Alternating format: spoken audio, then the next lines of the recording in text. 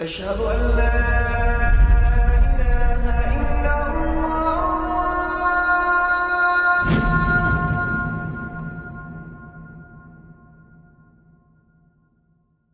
Raindrops media পরিবেশিত audio lecture series সিরাহ।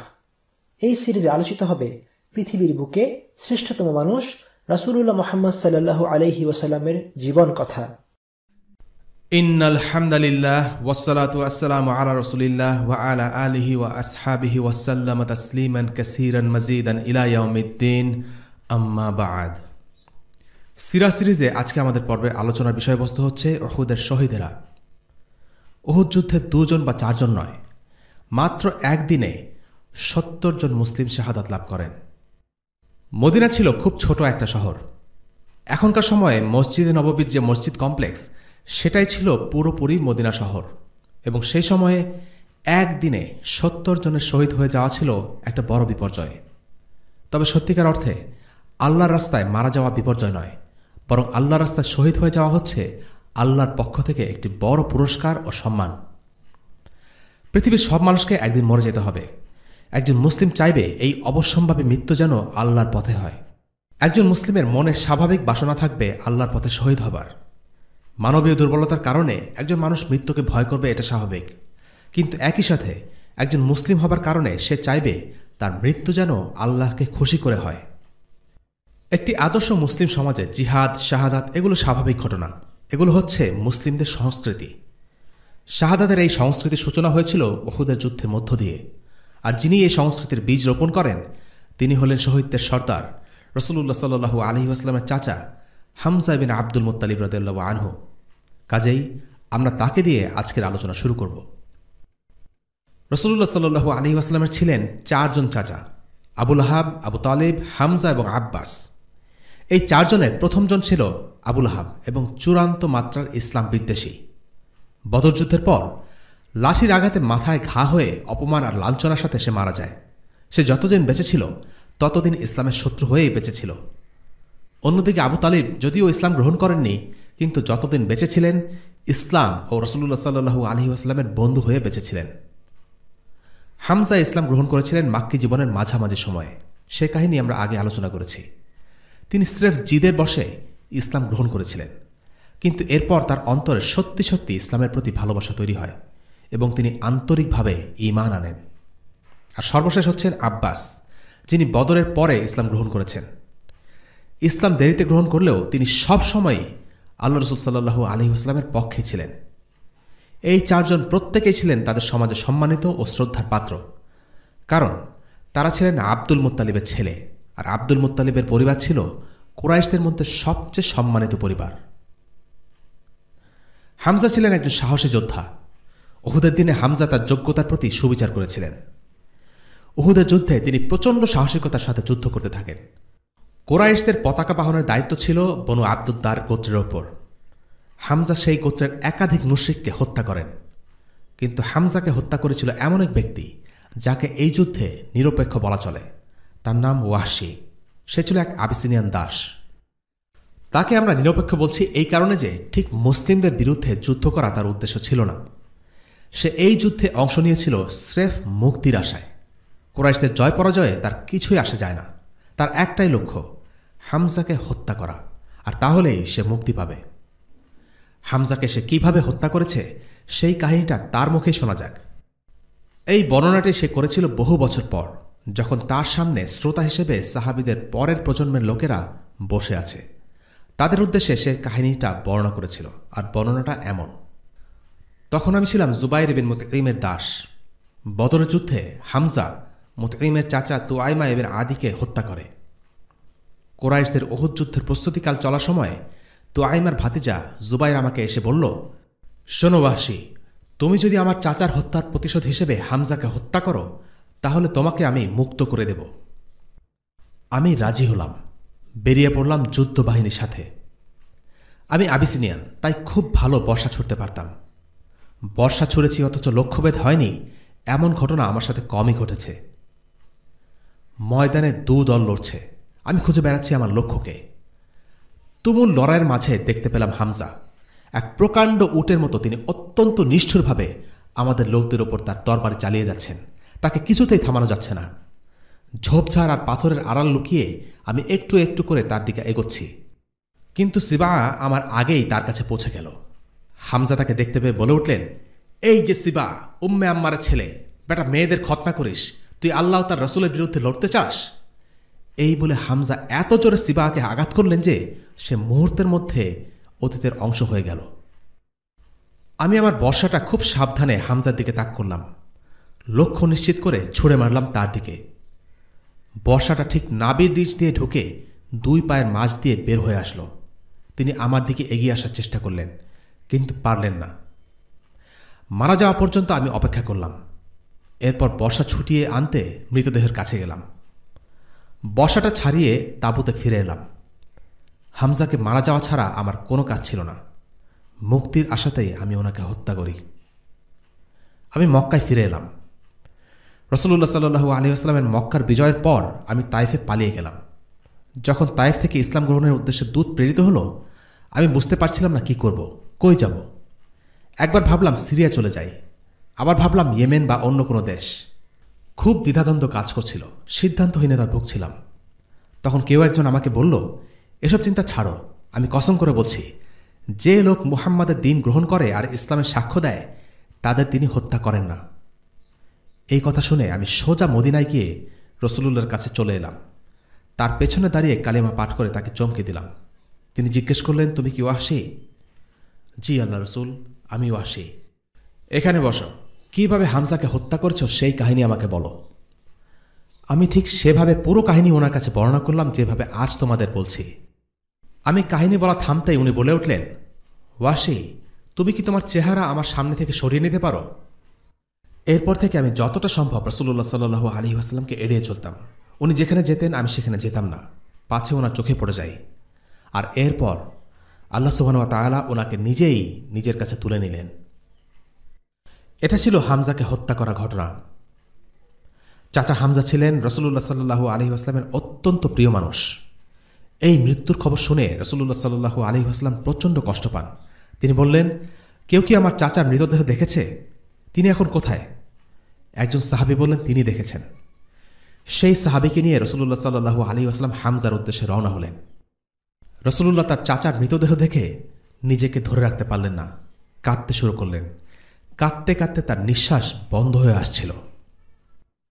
Abu সুফিয়ানের স্ত্রী হিন্দ বিনতে উতবার নির্দেশে হামজা রাদিয়াল্লাহু আনহুর শরীর বিকৃত করা হয়েছিল। তার পেট কেটে কলিজা বের করে আনা হয়। রাসূলুল্লাহ সাল্লাল্লাহু আলাইহি ওয়াসাল্লাম তার চাচা হামজাকে সেরকম বিকৃত অবস্থাতে দেখেন। আল্লাহ রাসূল সাল্লাল্লাহু আলাইহি ওয়াসাল্লাম হামজার এই অবস্থা থেকে বলেন, যদি আল্লাহ আমাকে কুরাইশদের উপর বিজয় দান করেন তবে আমি তাদের 30 জনের মুসলাহ করব। মুসলাহ মানে মৃত্যুর পর লাশ বিকৃতি করা।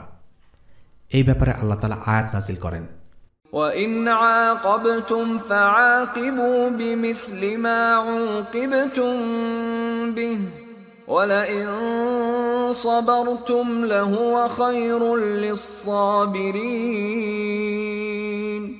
وَاصْبِرْ وَمَا صَبْرُكَ إِلَّا بِاللَّهِ وَلَا تَحْزَنْ عَلَيْهِمْ وَلَا تَكُ فِي ضَيْقٍ مِّمَّا يَمْكُرُونَ। আর যদি তোমরা প্রতিশোধ গ্রহণ করো তবে ওই পরিমাণ প্রতিশোধ গ্রহণ করবে যেই পরিমাণ তোমাদেরকে কষ্ট দেয়া হয়। যদি সবর করো তবে তা সবরকারীদের জন্য উত্তম। আপনি সবর করবেন, আপনার সবর আল্লাহর জন্য ব্যতীত নয়। তাদের জন্য দুঃখ করবেন না এবং তাদের চক্রান্তের কারণে মন ছোট করবেন না। সূরা আন-নাহল আয়াত 126 এবং 27। এই আয়াতের মাধ্যমে মুসলাহ অর্থাৎ লাশ বিকৃত করা হারাম হয়ে যায়। শত্রুদের হত্যা করার পর তাদের লাশ যেভাবে আছে সেভাবেই রেখে দিতে হবে। এই আয়াত নাজিলের পর আল্লাহ রাসূল সাল্লাল্লাহু আলাইহি ওয়াসাল্লাম সবর করেন এবং লাশ বিকৃত করতে সবাইকে ডেকে নিষেধ করে দেন। রাসূলুল্লাহ সাল্লাল্লাহু আলাইহি ওয়াসাল্লামের নির্দেশে হামজা রাদিয়াল্লাহু আনহুকে একটি চাদরে মুড়িয়ে দেয়া হলো। তারপর তিনি তার জানাজার সালাত আদায় করলেন। এতে তিনি 7টি তাকবীর বললেন। তারপর অন্যান্য শহীদদের এনে একের পর এক হামজা রাদিয়াল্লাহু আনহুর পাশে রাখা হলো আর রাসূলুল্লাহ সাল্লাল্লাহু আলাইহি ওয়াসাল্লাম তাদের জানাজার সালাত আদায় করতে থাকলেন। সাথে হামজা রাদিয়াল্লাহু আনহুর জানাজাও সালাত আদায় হতে থাকল। এভাবে রাসূলুল্লাহ সাল্লাল্লাহু আলাইহি ওয়াসাল্লাম হামজা রাদিয়াল্লাহু আনহুর উপর ৭২ বার জানাজার সালাত আদায় করলেন। আল্লাহ রাসূল সাল্লাল্লাহু আলাইহি ওয়াসাল্লাম যখন মদিনায় ফিরলেন তখন দেখলেন আনসারী মহিলারা সমানে কাঁদছে, বিলাপ করছে। তিনি শুনে বললেন, প্রত্যেকের জন্য কেউ না কেউ কাঁদছে, কিন্তু হামজার জন্য কেউ কাঁদার নেই। আনসারী মহিলারা এই কথা শুনে তখন হামজার জন্য কাঁদা শুরু করলেন। রাসূলুল্লাহ সাল্লাল্লাহু আলাইহি ওয়াসাল্লাম ঘুমিয়ে পড়লেন। ঘুম থেকে উঠে দেখলেন তখনও সেই মহিলারা হামজার জন্য কাঁদছে। সাহাবীরা আল্লাহ রাসূল সাল্লাল্লাহু আলাইহি ওয়াসাল্লামের যে কোনো কথা পালন করার জন্য, তার ইচ্ছা পূরণ করার জন্য সব সময় উদ্গ্রীব হয়ে থাকতেন। যখন তারা শুনলেন আল্লাহ রাসূল বলছেন হামজার জন্য কেউ কাঁদার নেই, তখন তারা সাথে হামজার জন্য কাঁদতে থাকলেন। রাসূলুল্লাহ সাল্লাল্লাহু আলাইহি ওয়াসাল্লাম ঘুম থেকে উঠে এই কান্না শুনে বললেন, তারা এখনও কাঁদছে, ঠিক আছে কাঁদুক, তবে আজকের পর তারা যেন আর না কাঁদে। এই কান্না ছিল একটি বিশেষ ধরনের কান্না, যেটাকে আমরা বাংলায় বিলাপ বলে থাকি। কেউ মারা গেলে তার জন্য সুর করে বিভিন্ন কথা বলে যে কান্নার একটি ধরন প্রচলিত আছে, সেটাকে আরবিতে বলা হয় নিয়াহা, যেটা উহুদ যুদ্ধের পর নিষিদ্ধ করা হয়। কেউ মারা গেলে তার জন্য কাঁদা যাবে, তবে সেটা সুর করে বা বিলাপ করে নয়। হামজার মৃত্যু ছিল নবীজি সাল্লাল্লাহু আলাইহি ওয়াসাল্লামের জন্য খুবই হৃদয় বিদারক ঘটনা। এতটাই হৃদয় বিদারক যে ৭ বছর পর যখন হামজার হত্যাকারী তার সামনে উপস্থিত হল, তিনি তার চেহারা দেখতে চাচ্ছিলেন না। বিষয়টা এমন না যে তিনি ওয়াহশীকে ক্ষমা করেননি, কারণ ওয়াহশী মুসলিম হিসেবে এসেছে এবং ইসলাম পূর্বের সমস্ত গুনাহ মাফ করে দেয়। কিন্তু তিনি ওয়াহশী থেকে এই কারণে মুখ ফিরিয়ে নিতে চাচ্ছিলেন, কারণ যতবার তিনি ওয়াহশীর দিকে তাকাচ্ছিলেন প্রতিবারই তার মনে পড়ে যাচ্ছিল প্রিয় চাচা হামজার মৃত্যুর করুণ চিত্র। কুরাইশরা নবীজিকে জিজ্ঞেস করল, ইয়া রাসূলুল্লাহ, এই লোকটা হামজাকে হত্যা করেছে, আপনি কি তাকে ভালোবাসেন? ওয়াহশী তখন বললেন, ইয়া রাসূলুল্লাহ, আপনি আল্লাহকে বলুন তিনি যেন আমাকে মাফ করে দেন। এরপর আল্লাহ রাসূল সাল্লাল্লাহু আলাইহি ওয়াসাল্লাম ৩ বার মাটিতে থুতু ফেললেন। এরপর বললেন, ওয়াহশী, আজ থেকে তুমি আল্লাহর পথে সেভাবে যুদ্ধ করবে যেভাবে তুমি আল্লাহর দ্বীনের বিরুদ্ধে যুদ্ধ করেছিলে। ওয়াহশী তার কাজের জন্য আন্তরিকভাবে অনুতপ্ত ছিলেন। তিনি মুসলিম হয়েছিলেন এবং পরবর্তী জীবনেও জিহাদে যোগ দেন। তার মনে ইচ্ছা ছিল হামজাকে হত্যা করে যে গুনাহ তিনি করেছেন তা একটা ভালো কাজের মাধ্যমে যেন পুষিয়ে নিতে পারেন। আর তেমন একটা সুযোগ পেয়েছিলেন বেশ অনেক বছর পর ইয়ামামার যুদ্ধে। সে যুদ্ধ ছিল একটি রক্তক্ষয়ী যুদ্ধ, ইসলামের ইতিহাসে খুবই গুরুত্বপূর্ণ একটি যুদ্ধ। যুদ্ধটি সংঘটিত হয়েছিল ভণ্ড নবী মুসাইলামা আল কাজ্জাবের বিরুদ্ধে। সে যুদ্ধে ওয়াহশী অংশ নেন। সে যুদ্ধের বর্ণনায় ওয়াহশী বলেন, যে বর্ষা দিয়ে আমি হামজাকে হত্যা করেছিলাম সে বর্ষা নিয়েই ময়দানের উদ্দেশ্যে রওনা দিলাম। যখন দুই পক্ষ মিলিত হল, আমি দেখতে পেলাম মুসাইলামা তার তরবারি হাতে দাঁড়ানো, আরেকজন মুসলিম যোদ্ধা তাকে আক্রমণ করার পরিকল্পনা করছে। আমি আমার বর্ষার লক্ষ্যস্থল ঠিক করতে থাকলাম। যখন মনে হলো ঠিক মতো লক্ষ্য স্থির করতে পেরেছি, ঠিক তখনই বর্ষা ছুঁড়ে মারলাম, আর সেই বর্ষা সোজা মুসাইলামাকে আঘাত করল। ওদিকে সেই মুসলিম সেনাও তার তরবারি দিয়ে মুসাইলামাকে আক্রমণ করল। মুসাইলামা মারা গেল। তরবারি দিয়ে আক্রমণ করা লোকটি হলেন উহুদ যুদ্ধের বীর আবু দুজানা।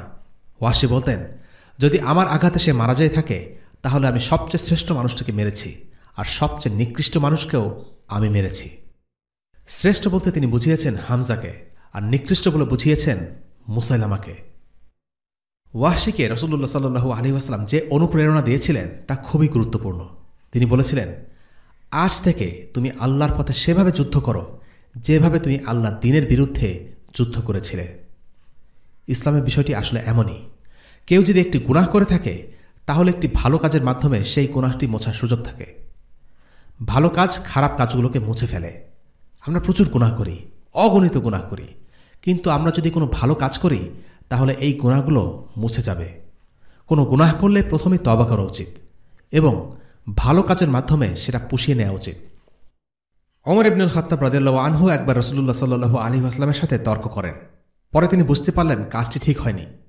তিনি বলেন, এরপর থেকে আমি রোজা রাখা, সাদাকা দেওয়া এবং রাতে সালাত আদায় করতেই থাকলাম। সাহাবীরা তাদের গুনাহের জন্য নেক আমল করতেন।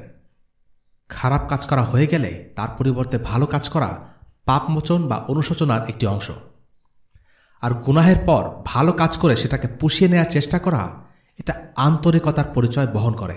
কারণ গুনাহের পর আল্লাহর কাছে মুখে বলা আমি তওবা করেছি এটা বলা সহজ, কিন্তু কেউ যখন কাজের মাধ্যমে নিজের গুনাহকে মুছে ফেলার চেষ্টা করে, এটা নিঃসন্দেহে কঠিন, এবং সত্যিকারের আন্তরিকতা থাকলে সেটা সম্ভব।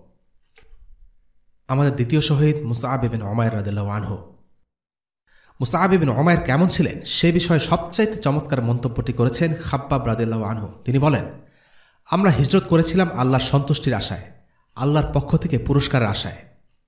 আমাদের মধ্যে কিছু লোক ছিল যারা এই পুরস্কারের কোনো অংশই দুনিয়ার বুকে লাভ করেনি। তারা সমস্ত পুরস্কার জমা করে রেখেছে আখিরাতের জন্য।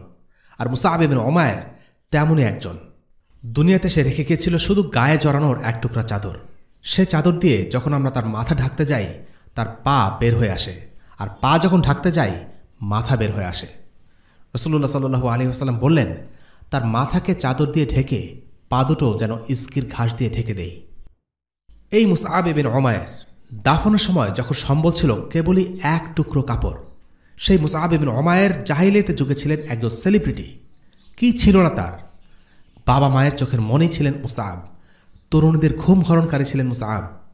দামি পোশাক আর সিরিয়ার সুগন্ধি ছাড়া তার চলতই না। অথচ ইসলাম এই মানুষটাকে আমলে বদলে দিল। জাঁকজমক ছেড়ে মুসআব একেবারে সাদাসিধে জীবন বেছে নিলেন। এতটা সাদাসিধে যে মৃত্যুর সময় তার পুরো দেহ ঢাকার মতো এক টুকরো কাপড়ও তার পরনে ছিল না। অন্যদিকে আব্দুর রহমান ইবনে আউফ রাদিয়াল্লাহু আনহু ছিলেন ধনী সাহাবীদের একজন। একদিন ইফতারের কথা, তার সামনে কিছু খাবার আনা হলো। তার মনে পড়ে গেল মুসআবের কথা। তিনি বললেন, মুসআব মারা গেছে, অথচ সে ছিল আমার চাইতে উত্তম। এক টুকরো কাপড় ছাড়া তার আর কিছুই ছিল না। হামজা মারা গেছে, অথচ সেও ছিল আমার চেয়ে উত্তম। একটা চাদর ছাড়া আর কিছু ছিল না।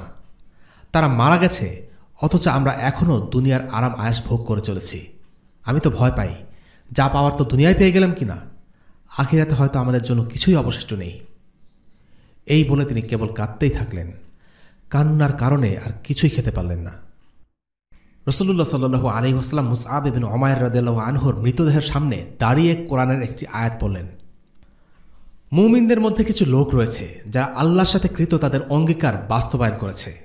তাদের কেউ কেউ যুদ্ধে শাহাদাত বরণ করে তাদের দায়িত্ব পূর্ণ করেছে, আবার কেউ কেউ শাহাদাত বরণের প্রতীক্ষা রয়েছে।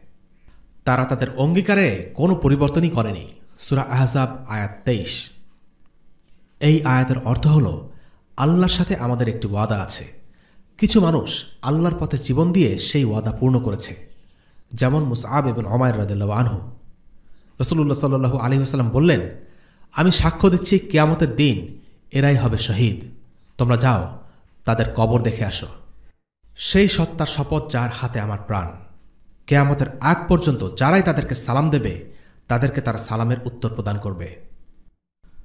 আমাদের পরের শহীদ সাআদ ইবনে আর-রাবি রাদিয়াল্লাহু আনহু। সাআদ ইবনে আর-রাবি হলেন সেই আনসারী সাহাবী যার সাথে রাসূলুল্লাহ সাল্লাল্লাহু আলাইহি ওয়াসাল্লাম যুদ্ধের আগে পরামর্শ করছিলেন, যে কাহিনী আমরা আগেই উল্লেখ করেছি। সাআদ ইবনে আর-রাবিকে রাসূলুল্লাহ সাল্লাল্লাহু আলাইহি ওয়াসাল্লাম খুব ভালোবাসতেন। যুদ্ধের পর আল্লাহ রাসূল তার অবস্থা জানতে চাইলেন। বললেন, কে আমাকে সাআদ ইবনে রাবির খবর দিতে পারবে? সে কি বেঁচে আছে না মারা গেছে? যদি তাকে জীবিত দেখতে পাও তাহলে আমার সালাম পৌঁছে দিও। একজন আনসারী সাহাবী উবাই বিন কাব সাআদের খোঁজে বেরিয়ে গেলেন। জীবনের অন্তিম মুহূর্তে সাআদকে ক্ষতবিক্ষত অবস্থায় খুঁজে পেলেন। তাকে পেয়ে বললেন, রাসূলুল্লাহ সাল্লাল্লাহু আলাইহি ওয়াসাল্লাম তোমার অবস্থা জানতে চেয়ে আমাকে পাঠিয়েছেন। কি অবস্থা তোমার? সাআদ রাদিয়াল্লাহু আনহু বললেন, রাসূলুল্লাহর প্রতি সালাম এবং তোমাকেও। রাসূলুল্লাহকে আমার পক্ষ থেকে বলে দিও আমি জান্নাতের সুবাস পাচ্ছি। আল্লাহ তাকে সকল নবীর চাইতে শ্রেষ্ঠ পুরস্কারে পুরস্কৃত করুক। আর আনসারদেরকে আমার পক্ষ থেকে সালাম জানিয়ে বলে দিও, সাআদ ইবনে রাবি তাদের বলেছে, তোমরা বেঁচে থাকতে যদি তোমাদের নবীর উপর একটা আঁচড়ও আসে তবে আল্লাহর সামনে দাঁড়াবার মতো কোনো অজুহাত তোমাদের থাকবে না। যতদিন তোমাদের চোখের পাতা নড়বে ততদিন পর্যন্ত তোমরা নবীকে রক্ষা করে যাবে। এই কথাগুলোর পরেই সাআদ আল্লাহর কাছে চলে যান। মৃত্যুর ঠিক আগ মুহূর্তেও সাআদ রাসূলুল্লাহর জন্য শ্রেষ্ঠ বিনিময় কামনা করছেন। অথচ এই রাসূলুল্লাহকে বাঁচাতে গিয়ে, তার জন্য যুদ্ধ করতে গিয়ে আজ সাআদ নিজের জীবনের শেষ প্রান্তে। আজকের মুসলিমরা তো এতই স্বার্থপর, এতই কৃপণ মনের অধিকারী হয়ে গেছে যে দ্বীন ইসলামের জন্য জান ও মাল বিলিয়ে দেবার কথা ভাবতেই পারে না। যখন বিপদ আসে উল্টো ভাবতে থাকে যে ইসলামের জন্যই তাদের এই দুর্দশা।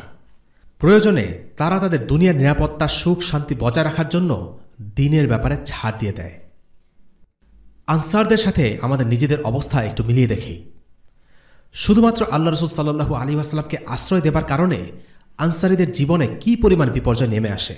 তাদের ব্যবসা বাণিজ্য ক্ষতিগ্রস্ত হয়, তাদের পরিবার পরিজনকে কষ্ট সহ্য করতে হয়, যুদ্ধবিগ্রহে জড়াতে হয়, পুরো আরব তাদের শত্রু হয়ে যায়। কিন্তু এর পরও সাদ বিন আর-রাবি এতটুকু বিরক্ত নন, বরং তিনি নবী সাল্লাল্লাহু আলাইহি ওয়াসাল্লামের জন্য পুরস্কারের দোয়া করেছেন। শুধু তাই নয়, সাদ তার আনসারী ভাই বোনের উদ্দেশ্যে সতর্কবাণী পাঠিয়েছেন এই বলে যে তাদের মাঝে যতক্ষণ এক বিন্দু প্রাণ আছে ততক্ষণ পর্যন্ত তারা যেন নবীজিকে রক্ষা করে যায়, আর তাদের জীবদ্দশায় যদি নবীজির গায়ে একটা কাঁটাও লাগে তাহলেও তারা এর জন্য আল্লাহর কাছে দায়ী থাকবে, তাদের কোনো কৈফিয়ত শোনা হবে না। এটাই ছিল মুসলিমদের শ্রেষ্ঠ প্রজন্মের দ্বীন ইসলামের বুঝ। আমাদের পরের শহীদ আবদুল্লাহ ইবনে জাহাশ রাদিয়াল্লাহু আনহু। আবদুল্লাহ ইবনে জাহাশ রাদিয়াল্লাহু আনহু হলেন একজন মুহাজির সাহাবী। আমরা সারিয়া নাখলা নামের একটি অভিযান নিয়ে বিস্তারিত আলোচনা করেছিলাম, যেখানে কজন সাহাবী নিষিদ্ধ মাসে কুরাইশদের একটি কাফেলা আক্রমণ করায় ব্যাপক চাঞ্চল্য সৃষ্টি হয়। আবদুল্লাহ ইবনে জাহাশ ছিলেন সেই অভিযানের নেতা।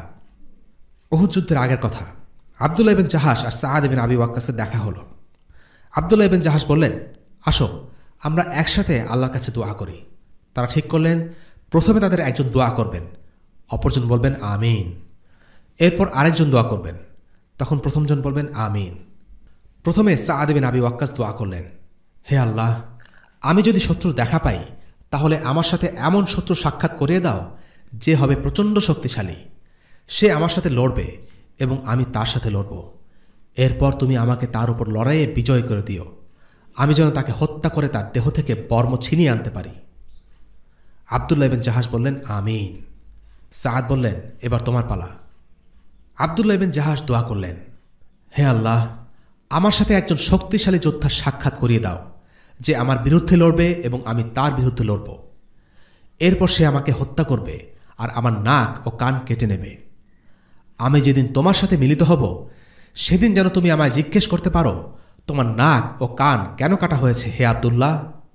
আমি বলবো, হে আল্লাহ, তোমার এবং তোমার রসুলের জন্য। তখন তুমি বলবে, আবদুল্লাহ, তুমি সত্য বলেছ।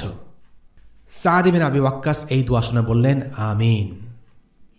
সাআদ ইবনে আবি ওয়াক্কাস রাদিয়াল্লাহু আনহু তার ছেলের কাছে যখন এই কাহিনী বলছিলেন, তিনি বলেন, শোনো বাবা, সেই দিন আমাদের দুজনের মধ্যে আবদুল্লাহ ইবনে জাহাশের দোয়াটাই বেশি ভালো ছিল।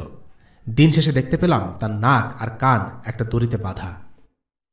আল্লাহ তাআলা আবদুল্লাহ ইবনে জাহাশের দোয়াটি সত্যি কবুল করে নিয়েছিলেন, ঠিক সেভাবে কবুল করেছেন যেভাবে তিনি চেয়েছেন। এই দোয়া থেকে এটাও জানা যায় যে নিজের মৃত্যু কামনা করা যায় কেবলমাত্র তখনই যখন আল্লাহর পথে মৃত্যুর দোয়া হয়। আমাদের এরপরের শহীদ খায়সামা আবু সাআদ রাদিয়াল্লাহু আনহু। বদর যুদ্ধে একজন শহীদ ছিলেন সাআদ ইবনে খায়সামা। তিনি আর তার বাবা খায়সামার মধ্যে কে বদরে অংশ নেবেন এটা নির্ধারণ করার জন্য বাপ ছেলে লটারি করেছিলেন।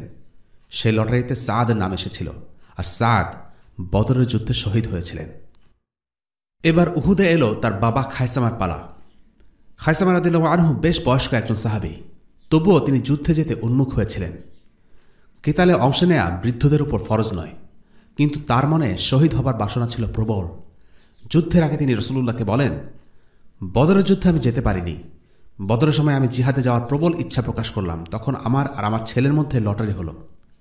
লটারিতে আমার ছেলেটা জিতে গেল, সে যুদ্ধ গেল আর আল্লাহ তাকে শাহাদা দান করলেন। গতরাতে ওকে স্বপ্নে দেখেছি, ওকে দেখতে অসাধারণ লাগছিল। সে খুব মজা করে জান্নাতের ফল খাচ্ছিল। আমাকে বলল, এসো জান্নাতে আমাদের সঙ্গী হয়ে যাও। আমাকে আল্লাহ যে ওয়াদা করেছিলেন তা আসলেই সত্যি হয়েছে। হে আল্লাহ রসুল, আমি আল্লাহর কসম করে বলছি, আমি জান্নাতে তার সাথে মিলিত হতে চাই। আমি বুড়ো হয়ে গেছি, আমার হাড়গুলো দুর্বল হয়ে পড়েছে। ইয়া রাসূলুল্লাহ, আমি আল্লাহর কাছে দোয়া করি তিনি যেন আমাকে শাহাদা দান করেন, তিনি যেন আমাকে সাআদের সাথে জান্নাতে এক হবার সুযোগ দেন। রাসূলুল্লাহ তার অনুরোধ রাখেন, তাকে যুদ্ধে যেতে দেন। খায়সামা রাদিয়াল্লাহু আনহু উহুদের যুদ্ধে শহীদ হন। যুদ্ধে না যাবার যথেষ্ট অজুহাত খায়সামা ছিল, কিন্তু তিনি আর সবার মতো নন। বরং তার ভয় ছিল না জানি বিছানায় শুয়েই মারা যান আর শাহাদা থেকে বঞ্চিত হন। জিহাদে না যাবার অজস্র অজুহাতের বিপরীতে বৃদ্ধ খাইসামার এই একটা আবেগী দোয়া আমাদের জন্য যথেষ্ট হওয়া উচিত। আমাদের এর পরের শহীদ ওয়াহাব আল মুজানি রাদিয়াল্লাহু আনহু এবং তার ভাতিজা আল হারিস ইবনে উকবা রাদিয়াল্লাহু আনহু। ওয়াহাব আল মুজানি ছিলেন একজন রাখাল। তিনি মদিনার স্থানীয় কেউ ছিলেন না। তিনি এসেছিলেন মদিনার বাইরে মুজাইনা নামের এক গোত্র থেকে। তার আত্মীয় স্বজনও ছিল রাখাল। রাসূলুল্লাহ সাল্লাল্লাহু আলাইহি ওয়াসাল্লামের সাথে দেখা করার জন্য একদিন তারা সবাই মদিনায় এলো। তাদের ভেড়াগুলিও সাথে ছিল। কিন্তু মদিনায় এসে দেখল সেখানে কেউ নেই। সবাই যুদ্ধ করার জন্য উহুদের ময়দানে গেছে। একথা শুনে ওয়াহাব ভেড়ার পাল মদিনাতে ফেলে রেখেই ভাতিজাকে সাথে নিয়ে যুদ্ধের জন্য রওনা দিলেন। মুসলিমরা তখন সুবিধাজনক অবস্থানে আছে। তারা পৌঁছেই যুদ্ধে যোগ দিলেন। কিন্তু এক পর্যায়ে যখন খালিদ ইবনুল ওয়ালিদের অতর্কিত হামলায় মুসলিমরা কিছুটা বিপর্যস্ত হয়ে পড়ে, তখন এলো ওয়াহাব আল মুজানির পালা। রাসূলুল্লাহ সাল্লাল্লাহু আলাইহি ওয়াসাল্লাম দেখতে পেলেন যে শত্রুদের একটি দল জড়ো হয়ে তাদের দিকে এগিয়ে আসছে। তিনি বলে ওঠেন, কে আছে এদের বিরুদ্ধে লড়বে? ওয়াহাব আল মুজানি বলে ওঠেন, আমি লড়ব। এই বলে তিনি এগিয়ে যান। তাদের উপর ক্রমাগত তীর ছুঁড়ে তাদের পিছু হটিয়ে দেন। শত্রুপক্ষের আরও একটি দল এগিয়ে আসে। রাসূলুল্লাহ জিজ্ঞেস করলেন, কে আছে এদের থামাবে? আমি থামাবো ইয়া রাসূলুল্লাহ। এই বলে মুজানি তরবারি নিয়ে এবারও শত্রুদের উপর ঝাঁপিয়ে পড়েন আর পিছু হটতে বাধ্য করেন। এরপর শত্রুদের একটি বেশ বড়সড় একটা দল এগোতে থাকে। রাসূলুল্লাহ সাল্লাল্লাহু আলাইহি ওয়াসাল্লাম বুঝতে পারলেন ওয়াহাবের জীবনের শেষ মুহূর্ত চলে আসছে। তাকে উদ্বুদ্ধ করে বললেন, এগিয়ে যাও, জান্নাতে সুসংবাদ গ্রহণ করো। এই কথা শুনে ওয়াহাব আল মুজানি এই বিশাল দলটির সাথে যুদ্ধ করতে এগিয়ে যান। রাসূলুল্লাহ সাল্লাল্লাহু আলাইহি ওয়াসাল্লাম তাকে এগিয়ে যেতে দেখে বললেন, হে আল্লাহ, তার উপর রহম করো। ওয়াহাব আল মুজানির দেহ তরবারির আঘাতে ক্ষতবিক্ষত হয়ে যাবার আগ পর্যন্ত তিনি লড়াই করতেই থাকেন। তার ভাতিজাও একইভাবে শহীদ হন। যখন তার মৃতদেহ পাওয়া গেল, তার শরীরে 20টি মারাত্মক জখমের চিহ্ন। ওয়াহাব আল মুজানির এই ক্ষতবিক্ষত শরীর দেখে ওমর রাদিয়াল্লাহু আনহু বলেছিলেন, এর থেকে চমৎকার মৃত্যু তো আমি কল্পনাও করতে পারি না। ওয়াহাব আল মুজানির এই মৃত্যু ছিল ওমরের কাছে স্বপ্নের মৃত্যু। 13 বছর পরের কথা, কাদিসিয়া যুদ্ধের পর সাআদ ইবনে আবি ওয়াক্কাসের সাথে মুজাইনা গোত্রের এক লোকের সাথে দেখা হলো। লোকটার নাম বিলাল। তার আত্মীয়রা গনিমতের মালের অংশ পায়নি। মুজাইনা নামটি শুনেই সাআদের মনে পড়ে গেল ওয়াহাবের কথা। সাআদ সেই লোকটিকে জিজ্ঞেস করলেন, আচ্ছা, তুমি কি ওয়াহাব আল মুজানির আত্মীয়? সে বলল, জি, আমি তার ভাতিজা। সাআদ তাকে বললেন, তাই? তোমার চাচার কাহিনী জানো তো? উহুদের যুদ্ধে যখনই রাসূলুল্লাহ সাল্লাল্লাহু আলাইহি ওয়াসাল্লাম কোনো স্বেচ্ছাসেবকের জন্য ডাক দিচ্ছিলেন, প্রতিবারই তোমার চাচা এগিয়ে গিয়ে শত্রুদের উপর হামলা করেন। তৃতীয়বারে আমিও তার সাথে যোগ দিলাম। আশা ছিল যে তার সমান পুরস্কার যদি পেয়ে যাই, কারণ রাসূলুল্লাহ সাল্লাল্লাহু আলাইহি ওয়াসাল্লাম তখন বলছিলেন, জান্নাতে সুসংবাদ গ্রহণ করো। তোমার চাচা শহীদ হয়ে গেলেন। আমিও খুব করে চাচ্ছিলাম তার সাথে শহীদ হই, কিন্তু আমার সময় তখনও আসেনি। আমি ভাবি, ইস, আমি যদি মুজানির মতো শহীদ হয়ে আল্লাহর সাথে সাক্ষাৎ করতে পারতাম। ওয়াহাব আল মুজানির দাফনের সময় নবীজি সাল্লাল্লাহু আলাইহি ওয়াসাল্লাম আহত, ক্লান্ত, বিধ্বস্ত। তবুও তিনি দাফনের পুরোটা সময় জুড়ে দাঁড়িয়েছিলেন। দোয়া করলেন, হে আল্লাহ, তুমি তার উপর সন্তুষ্ট হও, কারণ আমি তার উপর সন্তুষ্ট। জীবনের শেষ মুহূর্ত পর্যন্ত ওয়াহাব আল মুজানি অসীম বীরত্ব আর সাহসিকতার সাথে লড়াই করে গেছেন। ওয়াহাব কিন্তু খুব নামকরা সাহাবী ছিলেন না, কিন্তু তার বীরত্বগাথা সাহাবীরা বহুদিন পর্যন্ত স্মরণ করেছেন। এর পরের শহীদ আমর ইবনে জামুহ রাদিয়াল্লাহু আনহু। আমর ইবনে জামুহ ছিলেন খোড়া। তার ছিল 4 ছেলে, প্রত্যেকেই সাহসী যোদ্ধা। উহুদের যুদ্ধে সময় এলে আমর জিহাদে যোগ দিতে চান, কিন্তু বাদশা দেয় তার ছেলেরা। তাদের যুক্তি, আমরের জন্য জিহাদে যাওয়া ফরজ নয়। আমর তখন রাসূলুল্লাহ সাল্লাল্লাহু আলাইহি ওয়াসাল্লামের কাছে গিয়ে অনুরোধ জানান, আমার ছেলেরা চায় না আমি আপনার সাথে জিহাদে যাই, কিন্তু আল্লাহর শপথ, আমি এই খোড়া পা আমি জান্নাতে ফেলতে চাই। রাসূলুল্লাহ সাল্লাল্লাহু আলাইহি ওয়াসাল্লাম তাদের ছেলেদের ডেকে বললেন, তোমাদের বাবা যদি জিহাদে যেতে চায় যেতে দাও, তাকে বাধা দেয়া তোমাদের দায়িত্ব নয়। হয়তোবা আল্লাহ তাআলা তাকে শাহাদা দান করবেন। আমর যুদ্ধে যাওয়ার অনুমতি পেলেন। শাহাদাতের স্বপ্নে বিভোর আমর রাসূলুল্লাহ সাল্লাল্লাহু আলাইহি ওয়াসাল্লামের কাছে এক ফাঁকে এসে জানতে চাইলেন, আচ্ছা রাসূলুল্লাহ, আমি যদি আল্লাহর রাস্তায় মারা যাই, তাহলে কি আমি জান্নাতে সুস্থ সবল পা নিয়ে হাঁটতে পারবো তো? রাসূলুল্লাহ বললেন, অবশ্যই পারবে। আমর ইবনে জামুহ শহীদ হিসেবে মৃত্যুবরণ করেন। একজন অসুস্থ বা অক্ষম ব্যক্তির জন্য কিতালে যাওয়া আবশ্যক না হলেও অনুমোদিত। তবে একটা বিষয় লক্ষণীয়, এই প্রত্যেকটি ঘটনার একটা অসাধারণ দিক হল সাহাবীদের মাঝে শহীদ হিসেবে মারা যাবার প্রবল ইচ্ছা, অধীর আগ্রহ আর অদম্য স্পৃহা। এরপরে শহীদ হানজালা ইবনে আবি আমির রাদিয়াল্লাহু আনহু। আনসারী সাহাবী হানজালা রাদিয়াল্লাহু আনহু যুদ্ধের আগের রাতেই তার বিয়ে হয়। যুদ্ধের সময়টাতে সাধারণত মুজাহিদরা ক্যাম্পে অবস্থান করেন, কিন্তু হানজালা রাদিয়াল্লাহু আনহু রাসূলুল্লাহ সাল্লাল্লাহু আলাইহি ওয়াসাল্লামের কাছ থেকে বিশেষভাবে অনুমতি চাইলেন তার স্ত্রীর সাথে রাত কাটাবার। রাসূলুল্লাহ অনুমতি দিলেন। হানজালা রাতে স্ত্রীর সাথে থাকলেন। ভোরে ফিরে এসে সাহাবীদের সাথে ফজরের সালাহ আদায় করলেন। এরপর স্ত্রী জামিলা রাদিয়াল্লাহু আনহার কাছে ফিরে এলেন বিদায় নিতে, কিন্তু জামিলা তাকে আঁকড়ে ধরলেন। তারা মিলিত হলেন। এদিকে বেশ দেরি হয়ে যাচ্ছিল, তাই ফরজ গোসল না করেই হানজালা ময়দানের উদ্দেশ্যে রওনা হলেন। হানজালা রাদিয়াল্লাহু আনহু ছিলেন খুবই দুঃসাহসী একজন মুজাহিদ। তিনি নিজে ছিলেন পদাতিক সৈনিক, কিন্তু টার্গেট করলেন ঘোড়ার পিঠে বসে থাকা শত্রুপক্ষের নেতা আবু সুফিয়ানকে। পদাতিক সৈনিকদের জন্য ঘোড়ার পিঠে উঁচুতে বসে থাকা কারোর সাথে যুদ্ধ করা সহজ নয়, কিন্তু হানজালা এগিয়ে গেলেন। আবু সুফিয়ানের ঘোড়াকে তরবারি দিয়ে আঘাত করলেন। আবু সুফিয়ান ঘোড়া থেকে পড়ে চিৎকার করে উঠল। হানজালা আবু সুফিয়ানকে শেষ করে দিতে চাইলেন, কিন্তু তার আগেই এক মুশরিক এসে পড়ল।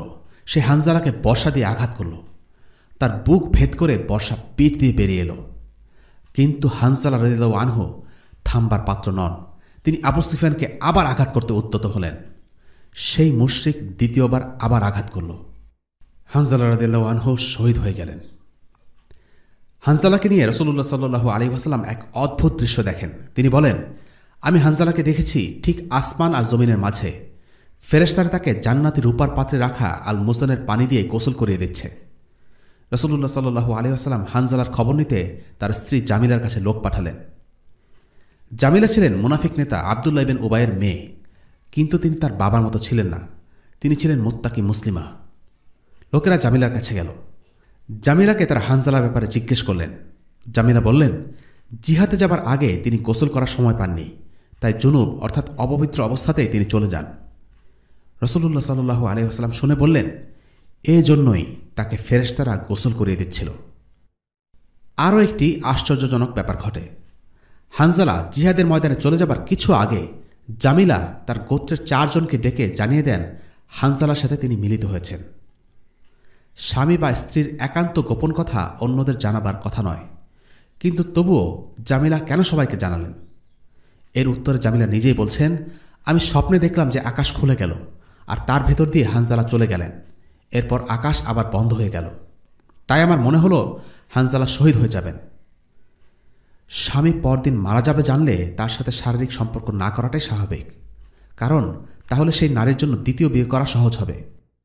এজন্য প্রশ্ন থেকেই যায়, কিসের আশায় জামিলা জেনে শুনে স্বামীর সাথে মিলিত হলেন যখন তিনি জানেন তার স্বামী মারা যাবেন? কেন সবাইকে বিষয়টা জানালেন? কেন তিনি সেই পুরুষের সন্তান চাইলেন যে কিনা পরদিনই শহীদ হয়ে যাবে? আমরা হয়তো আমাদের দৃষ্টিভঙ্গি দিয়ে বিষয়টা অনুধাবন করতে পারব না। বিষয়টা হয়তো আমাদের অনেকের কাছেই অস্বাভাবিক ঠেকবে। আসলে সাহাবীদের দৃষ্টিভঙ্গি আমাদের মতো ছিল না। আমরা সব কিছুকে স্বার্থ আর সুবিধা দিয়ে বিচার করি। সাহাবীরা দুনিয়াকে অন্যভাবে দেখতেন। তারা দুনিয়াকে দেখতেন ওয়াহির আলো দিয়ে। হানজালা শহীদ হবেন এটা জেনে শুনে জামিলা তার সন্তান গ্রহণ করতে বেশি আগ্রহী হয়েছিলেন। জামিলার জন্য এটাই ছিল আনন্দের ব্যাপার যে তার স্বামী হবেন একজন শহীদ।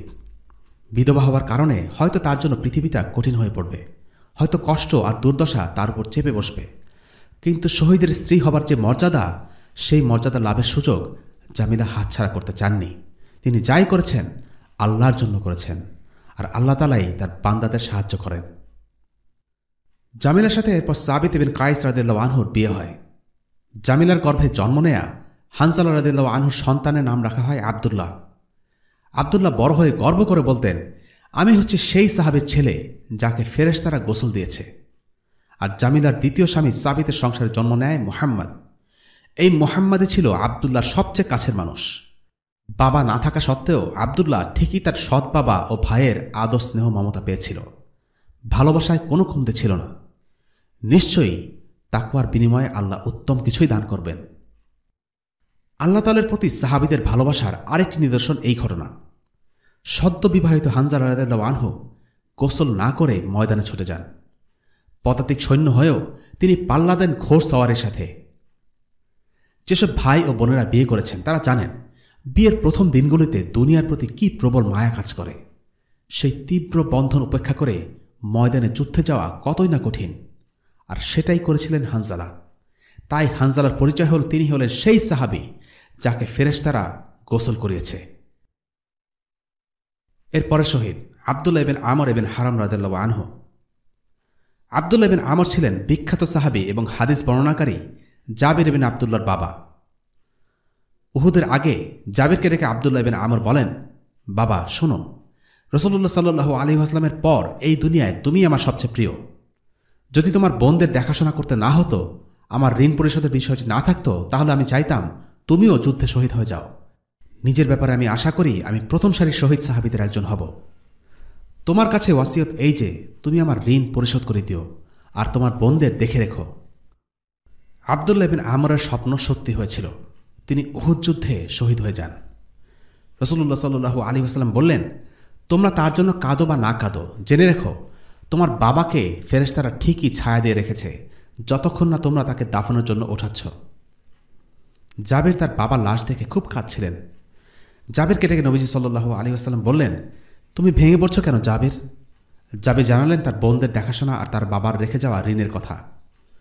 রাসূলুল্লাহ সাল্লাল্লাহু আলাইহি ওয়াসাল্লাম বললেন, আমি কি তোমাকে একটা সুসংবাদ দেব? শোনো, আল্লাহ তাআলা পর্দা ছাড়া কারোর সাথে কথা বলেন না, কিন্তু তিনি তোমার বাবা আব্দুল্লাহর সাথে সরাসরি কথা বলেছেন। জানতে চেয়েছেন, আব্দুল্লাহ তুমি কি চাও? আর আব্দুল্লাহ উত্তর দিয়েছেন, হে আমার রব, আমাকে দুনিয়াতে ফেরত পাঠাও যেন তোমার জন্য যুদ্ধ করে আবার শহীদ হতে পারি। মৃত্যুর পর শহীদ ছাড়া আর কোনো মানুষ দুনিয়াতে ফিরতে চায় না, কিন্তু শহীদের কাছে তার মৃত্যুর অভিজ্ঞতা এতই সুখকর যে সে দুনিয়াতে ফিরে গিয়ে আবারও সেই মুহূর্তটি উপভোগ করতে চায়। এবার আমরা আলোচনা করব শহীদদের মর্যাদা নিয়ে। কোরআন ও হাদিসে শহীদদের মর্যাদা ও পুরস্কার নিয়ে অনেক কথা বলা হয়েছে। আমরা সেসবের কয়েকটি নিয়ে আলোচনা করব ইনশাআল্লাহ। প্রথমেই শাহাদাতের মর্যাদার মধ্যে একটি চমৎকার হাদিস হল সবুজ পাখির হাদিস। এটি বর্ণনা করেছেন আব্দুল্লাহ ইবনে আব্বাস রাদিয়াল্লাহু আনহু। রাসূলুল্লাহ সাল্লাল্লাহু আলাইহি ওয়াসাল্লাম বলেন, উহুদের যুদ্ধে যখন তোমাদের ভাইদের হত্যা করা হয়, আল্লাহ তখন তাদের রূহকে সবুজ পাখির অন্তরে স্থাপন করেন। তারা তখন সবুজ পাখি হয়ে জান্নাতের নদীর উপরে উড়ে বেড়ায়, সেখানকার ফল খায়, মহান রবের আরশে ছায়া রাখা সোনার প্রদীপে যেয়ে বাসা বাঁধে। জান্নাতে সুস্বাদু খাবার, মজাদার পানীয়, শান্তিময় নিবাস উপভোগের পর তারা বলতে থাকে, কে আমাদের ভাইদের জানাতে পারবে যে আমরা জান্নাতে জীবিত আছি, আমাদের রবের রিজিক প্রাপ্ত হয়েছি? তারা যেন জিহাদ থেকে বিমুখ না হয়ে যায়, যুদ্ধ থেকে পালিয়ে না যায়। আল্লাহ আযজা ওয়া জাল বলেন, আমি তাদেরকে তোমাদের এই কথা জানিয়ে দেব। এরপর তিনি নাজিল করেন সূরা আলে ইমরানের আয়াত 169 থেকে 171।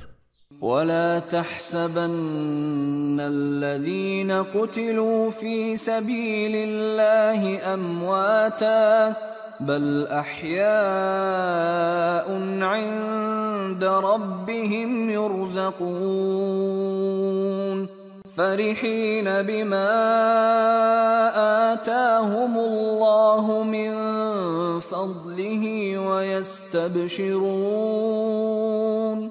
ويستبشرون بالذين لم يلحقوا بهم من خلفهم ألا خوف عليهم ولا هم يحزنون يستبشرون بنعمة من الله وفضل وأن الله لا يضيع أجر المؤمنين। আর যাদের আল্লাহর পথে হত্যা করা হয়েছে তাদেরকে মৃত ভেবো না, বরং তারা নিজেদের পালনকর্তার কাছে জীবিত ও জীবিকাপ্রাপ্ত। আল্লাহ তার করুণা ভাণ্ডার থেকে তাদের যা দান করেছেন তার প্রেক্ষিতে তারা আনন্দ উদযাপন করছে। আর যারা এখনও তাদের কাছে এসে পৌঁছেনি তাদের পেছনে তার জন্য আনন্দ প্রকাশ করে, কেননা তাদের উপর কোনো ভয় নেই আর তারা অনুতাপও করবে না। তারা আনন্দ করবে আল্লাহর কাছ থেকে প্রাপ্ত অনুগ্রহের জন্য এবং করুণা ভাণ্ডারের জন্য। আর নিঃসন্দেহে আল্লাহ বিশ্বাসীদের প্রাপ্য বিনষ্ট করেন না। অর্থাৎ শহীদেরা চাইছিলেন তাদের দুনিয়ার ভাইদেরকে জিহাদের জন্য উদ্বুদ্ধ করতে, যেন তারা জিহাদ থেকে পিছু না হটে। আল্লাহ তাদের সেই ইচ্ছা পূরণ করেছেন, তাই তিনি সূরা আলে ইমরানের এই আয়াতগুলো নাজিল করেন। এই হাদিস থেকে আমরা দুটো জিনিস জানতে পারি। এক, শহীদেরা জীবিত, এবং 2 তারা চান যে তার ভাইয়েরা জিহাদ অব্যাহত রাখুক।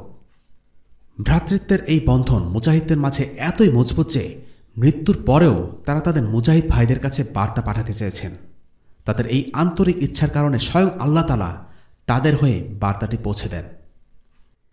এই ব্যাপারে আরও একটি হাদিস বর্ণনা করেছেন মাসরুক। তিনি বলেন, আমরা আব্দুল্লাহর কাছে গিয়ে জানতে চাইলাম কোরআনের এই আয়াতটির অর্থ কী। যাদের আল্লাহর পথে হত্যা করা হয়েছে তাদের মৃত ভেব না, বরং তারা নিজেদের পালনকর্তার নিকট জীবিত এবং জীবিকাপ্রাপ্ত। তিনি বললেন, আমরা এই আয়াতের অর্থ রাসূলুল্লাহ সাল্লাল্লাহু আলাইহি ওয়াসাল্লামকে জিজ্ঞেস করেছিলাম। তিনি বললেন, শহীদদের আত্মাকে স্থাপন করা হবে সবুজ পাখিদের দেহে। মহান আল্লাহর আরশের নিচে ঝুলন্ত ঝাড়বাতির মাঝে তারা বাসা বাঁধবে। জান্নাতের ফল থেকে যা ইচ্ছা খাবে, এরপর আবার নিজেদের বাড়িতে ফিরে আসবে। একবার আল্লাহ তাদের দিকে তাকিয়ে জিজ্ঞেস করলেন, তোমরা কি চাও? তারা জবাব দিল, আমরা কি আর চাইতে পারি, আমরা তো যেখান থেকে খুশি জান্নাতের ফল খেতে পারছি। তাদের রব তাদেরকে 3 বার একই প্রশ্ন করলেন।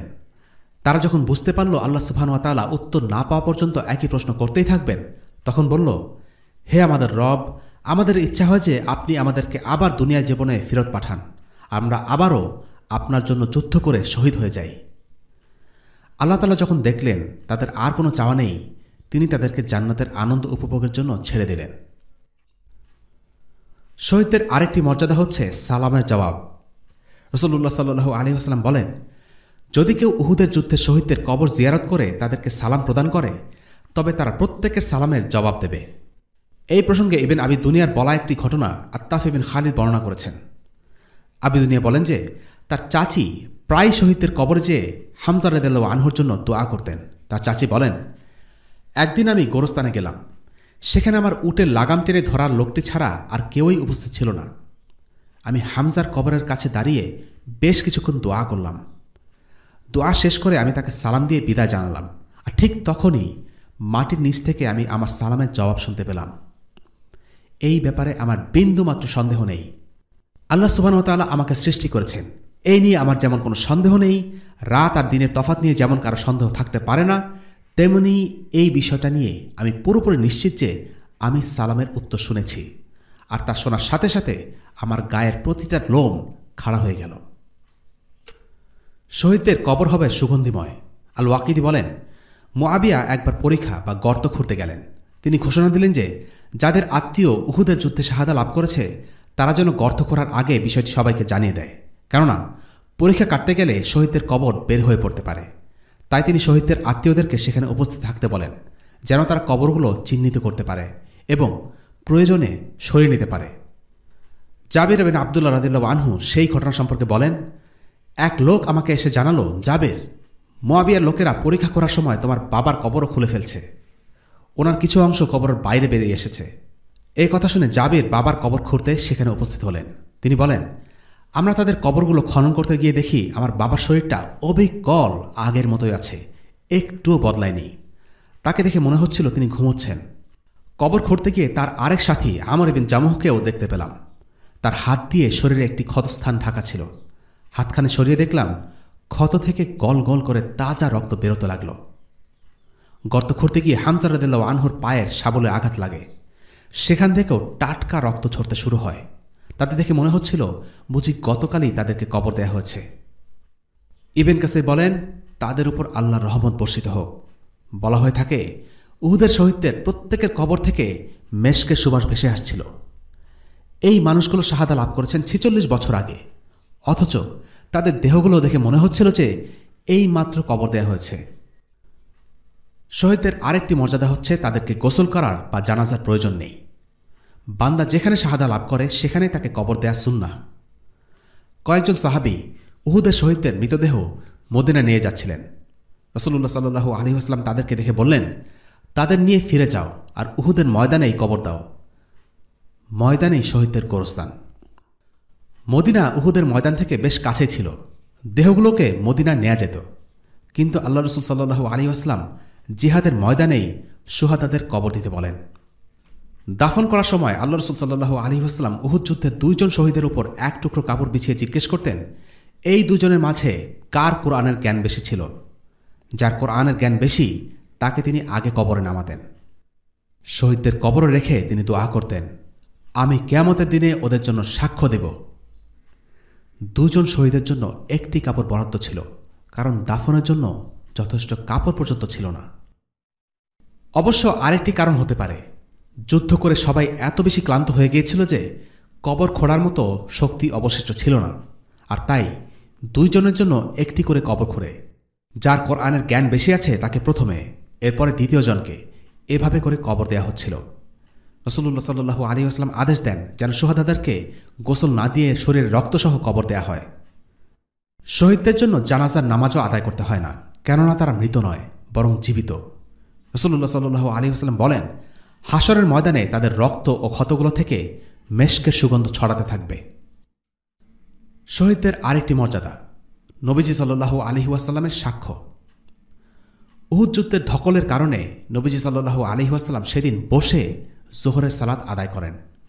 এরপর তিনি সাহাবীদেরকে সারিবদ্ধভাবে দাঁড়াতে বলে আল্লাহর কাছে দোয়া করেন। ইমাম আহমদ এই দোয়াটি বর্ণনা করেন, হে আল্লাহ, সকল প্রশংসার মালিক একমাত্র তুমি। হে আল্লাহ, তুমি যা ধরে রাখতে চাও কেউ তা ছাড়িয়ে আনতে পারবে না, আর যা তুমি ছাড়িয়ে নিতে চাও কেউ তা ধরে রাখতে পারবে না। যাকে তুমি পথভ্রষ্ট করো কেউ তাকে হিদায়ত দিতে পারবে না, আর যাকে তুমি হিদায়ত দাও কেউ তাকে পথভ্রষ্ট করতে পারবে না। যা তুমি দিতে চাও তা বাধা দেবার কেউ নেই, আর যা তুমি আটকে রেখেছ তা ছাড়িয়ে নেবার কারো সাধ্য নেই। তুমি যা দূরে সরিয়ে দিতে চাও তার কাছাকাছি কেউ যেতে পারবে না, আর তুমি যা কাছে নিয়ে আসো তাকে দূরে ঠেলে দেবার কেউ নেই। হে আল্লাহ, আমাদের উপর তোমার রহমত, করুণা ও দয়া বর্ষণ করো। হে আল্লাহ, আমি তোমার সেই রহমতের প্রত্যাশী যার কোনো কমতি নেই, যার কোনো শেষ নেই। হে আল্লাহ, আমি নিরাপত্তার সময় তোমার রহমত চাই, আমি তোমার রহমত চাই পরীক্ষা আর ভয়ভীতির সময়ে। হে আল্লাহ, তুমি আমাদের যা কিছু দিয়েছ তার মন্দ থেকে, আর যা কিছু দাওনি তার মন্দ থেকেও তোমার নিকট আশ্রয় প্রার্থনা করি। হে আল্লাহ, তৌফিক দাও যেন আমরা ঈমানকে তোমার রহমত হিসেবে দেখি, ঈমানকে তুমি আমাদের কাছে প্রিয় বানিয়ে দাও। হে আল্লাহ, তৌফিক দাও যেন কুফর ও তোমার অবাধ্যতায় আমরা বিতৃষ্ণা অনুভব করি। আমাদেরকে সরল পথপ্রাপ্তদের সাথে অন্তর্ভুক্ত করো।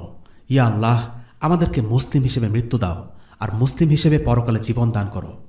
আমাদেরকে সৎ কর্মশীল বান্দাদের অন্তর্ভুক্ত করে দাও, অপদস্থ ও উন্মত্তদের অন্তর্ভুক্ত করে দিও না। হে আল্লাহ, সেই সকল কাফিরদের ধ্বংস করে দাও যারা তোমার রসুলদের উপর মিথ্যা আরোপ করে, তাদের বিরোধিতা করে, অত্যাচার করে আর কষ্ট দেয়। হে আল্লাহ, হে সত্যের রব, সেই সব কাফিরদের ধ্বংস করে দাও যাদেরকে তুমি কিতাব দান করেছিলে। আমাদের আজকের পর্ব এখানে শেষ করছি। পরবর্তী পর্বে আমরা আলোচনা করব উহুদ যুদ্ধের শিক্ষা নিয়ে, আর সেই পর্বের মাধ্যমে আমরা উহুদের আলোচনা শেষ করব ইনশাআল্লাহ। ওসল্লাল্লাহু আলা সাইয়্যিদিনা মুহাম্মদ ওয়া আলা আলিহি ওয়া আসহাবিহি ওয়াসাল্লাম। আলহামদুলিল্লাহি রাব্বিল আলামিন। আসসালামু আলাইকুম ওয়া রাহমাতুল্লাহি ওয়া বারাকাতুহু।